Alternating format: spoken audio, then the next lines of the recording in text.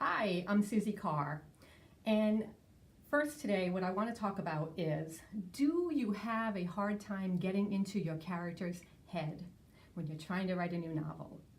If so, this video might be of interest to you. My name is Suzie Carr, and I am a novelist, a podcaster, and an overall motivator. And I really enjoy sharing tips and advice for writers and creative people in general. So I'm ready to publish my 13th novel on March 1st, 2019, called The Pet Boutique. And some of the tips that I'm going to share with you today, I used in writing my novel and getting into my character's head, because that has always been a struggle for me. And I know it's a struggle for many writers, because I have a lot of writers that ask me that question. How do I get to know my characters so they're authentic and they sound real? So let's dive right into this topic. Problem: you can't get into your character's head. Maybe you're distracted, life tosses you many things, maybe you're in the planning mode and you're just too deep into that planning mode that nothing feels real and right, and you just can't get that voice right for your character. Okay, it's important to know your character, because you need to know them intimately in order for their voice to sound unique and authentic to readers.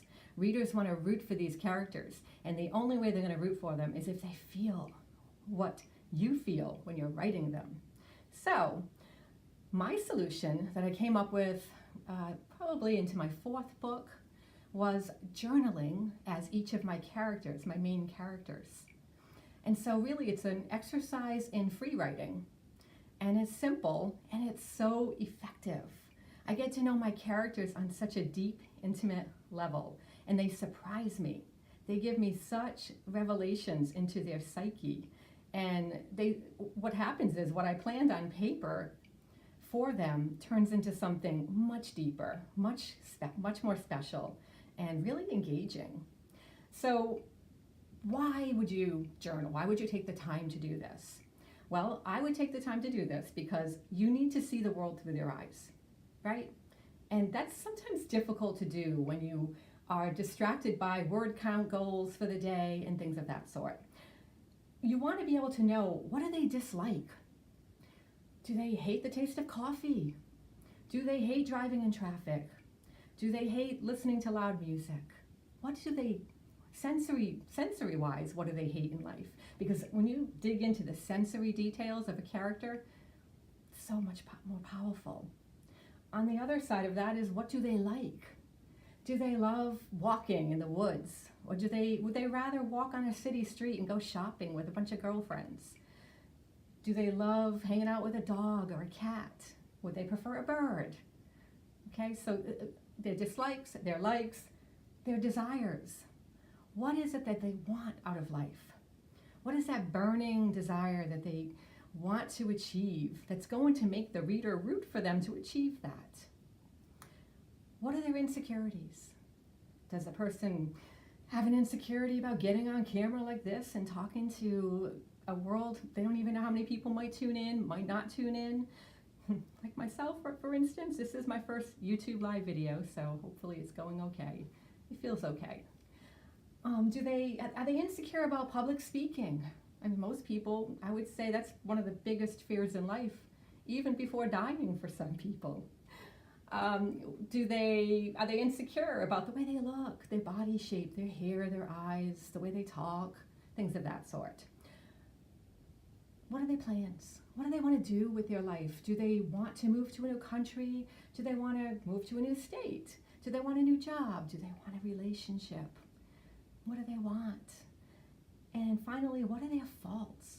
Because every character in the book needs to have faults, right? They need to have those flaws so that they can grow. The reader wants to see them evolve and transform into real life people before their eyes. And the only way they can do that is if they have faults.